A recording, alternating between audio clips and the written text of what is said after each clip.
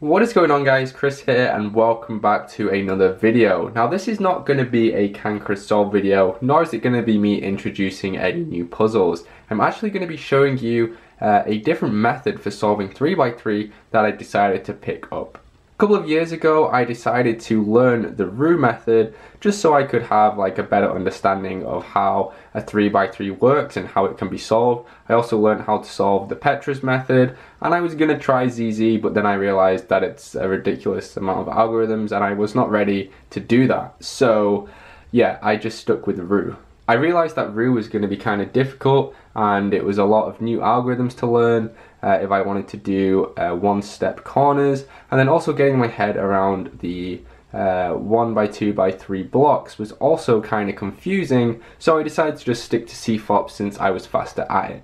I've been speed cubing more and more as time has gone on, and over the past few months I've been getting really into CFOP and trying to get my times down to 15 seconds or so. Then I realized that I was actually getting kind of bored of just constantly speed solving and I wanted to switch it up a little bit, so I thought about coming back to Roux. The Roux method is supposed to be really intuitive, so I'm really excited to kind of show you guys where I am and how I approach a scrambled puzzle. So without further ado, let's do the first scramble. So here is my first scramble and I'll leave it in the description below. Remember to keep white on top and green facing, and then you'll get the same case as me. So because I've only just started using Roux, I always stick to the same first block, and I usually have blue on the left hand side with red facing, orange in the back and white on the bottom. Now one thing I didn't realize when I first started using Roux is that you don't have to actually start on the blue face if you're going for the blue 2x3 blocks. So what I'm going to do here actually is start by matching up these two pieces, because that's a really easy match, and then popping them next to this blue, and it's actually going to stay on the orange face, and I'll show you how to get around that once we get to it. So this is going to be a lot easier than usual CFOP F2L. I'm going to separate the pieces, going to match them up, and then I'm just going to slide my pair right next to the white and blue, nice and easy. And then from here we have another kind of super easy case to match up the remaining two pieces of our first block. So I'm gonna do an M, a U2, and then I'm gonna bring my edge piece back, and this is gonna make it really easy to just slide this piece right in there. So there's our first block without the correct center, but there's a really easy way we can fix that, and it probably saves moves actually when you are doing a solve. So next up I'm gonna do, what am I gonna do? So we have green over here, so I'm gonna move this corner out of the way because this is a bad orientation. We don't like this at all. So I'm gonna slide my green down into the correct position, and then we have these two pieces on the top. So what I'm going to do is put my edge in the M slice, do the slice, do a U2, and when I bring the M back, we've actually got a pair here, and then I can slide that in here nice and easily to match it up with the green, and that's also fixed our pair here, which is also a really easy insertion. So that's how that works, nice and easy. So now we have our two blocks done and we need to fix the centers. And this is really easily done. We just slice across to the right hand side, pop in our center and then slice back. And obviously fixing one will also fix the other. And there you go, in 4 simple moves we've managed to fix the centers, which might have taken a little bit longer if we decided to do that at the very beginning. So yeah, there we go, there's our first 2 blocks done. So the next step for solving Roux is to orient and permute our corners, which can be done in one algorithm, but I don't know them yet. So I'm gonna have to do the orientation first, and then the permutation is a T-perm. So a little bit like 2-look last layer in CFOP, we do this in 2 moves, which is kind of inefficient because people can do OLL and PLL in 2 algorithms, and this is just one step of the Roux method, but it doesn't really matter. So once we've done this, The next step is to make sure all of our edges are oriented correctly. So I want to get either a white or a yellow center on the top and bottom, and then what we need to do is orient them, which is actually pretty easy. It takes a little while to get your head around the different cases, but once you know them, they're pretty fast and easy to execute. So the next step is to solve the left and the right top face edges. What you want to do is solve your left and right edges like this, and then once you've got to this point, you can really easily solve the rest of the puzzle by solving the white edges, which subsequently will solve the yellow edges. And there's the puzzle solved. So it's a really nice method. It's very clean. It doesn't require too many algorithms. If you already know your OLL algorithms, all you really need to know after that is a T perm and a Y perm, I think, a Y or a V perm. So it's very easy, and yeah, you can get the hang of it pretty quickly. Alright, so let's do another scramble and try a different walkthrough. Okay, so let's see what we're doing here.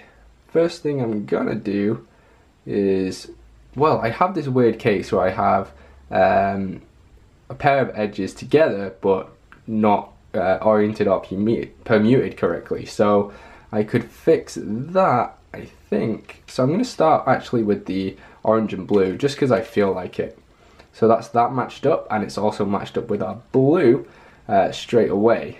This has caused a little bit of a problem here though, because now we have a bad orientation for this corner, but it doesn't really matter. We can get around it quite easily.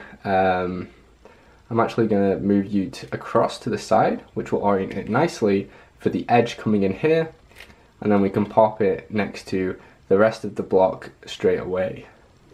Now this case where we have the opposite color with our block is actually kind of nasty. It requires a few more moves to actually sort it out, so I'm going to do that now before we have our other block.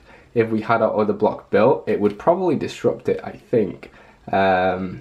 So yeah, we have to do a slice and then an M2 to fix that. So that's sorted out our block straight away, and now we don't need to worry about it at all.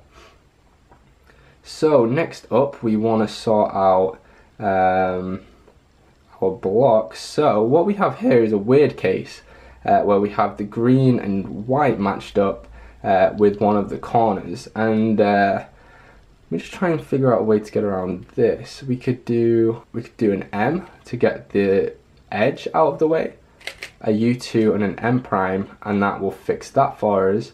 And then what we can do is, what can we do here? We don't want to do that. I guess we can store this piece in the right hand side. Oh, that's oh no, what did I do? I messed up. We need to go back. So here's our block, and I've separated these somehow. I screwed up. This is good. This is excellent. So let's just go with this for now. So I guess I've made it easier for myself. I can move the white and green, and as I'm inserting that, I will do a U2, which will match up the first pair. And then before we move it down, let's just check the orientations. So that's good, and we want to match up this corner with this edge now, which is going to be a U2, M2, and then an insertion like this, and then we have our two blocks solved. So here we have our OLL, so we can do that super easily. Then our PLL is a T-perm. And I say OLL and PLL, I just mean the corners here, obviously. So what's going to be next? So we want to orient our pieces. So we have this case, which is M, U prime, M, U, M, U prime, M prime. Okay, so there's that. And we have a really nice case here whereby our yellows can actually be matched up nice and easily, so we can solve the left and right yellow edges very quickly. And then we have a really nice case here as well, because when we actually place these in the right and left, your first instinct will be to pop in the orange in its orange slot, and it will kick out the red. This will actually be quite slow, and I'll show why. So you move that out, then you have to do a U2 and then pop in the red, and you have to do them both in one move. What you can actually do is move the orange to the opposite side. You can put it into the wrong slot and then flip them, which puts them into the right slot, and then put them in the bottom, and obviously solve the top face. And that's that. You've managed to solve the puzzle. So the Roux method is pretty intuitive, as you've probably seen. The Roux method is really good. I really enjoy solving on it, and my times are about 30 to 35 seconds at the moment, and I've only been going for a few weeks, so hopefully I will improve soon. I was thinking I could maybe do a tutorial series that goes through it kind of in a very easy to understand way. I know that a lot of the videos on Roux that are on YouTube right now kind of talk you through difficult methods once you've already learned to solve using Roux. So, you know, if you guys are interested in a tutorial for Roux, I'd happily work my way through that with you guys. So leave a comment, of course, let me know what you want to see, and if you enjoyed this video, remember to give it a thumbs up. Of course, if you want to see more of my videos in the future, please let me know and subscribe, and you'll be notified every time I make a new video. That's it from me though, guys. Have an awesome day, and I'll see you in the next video.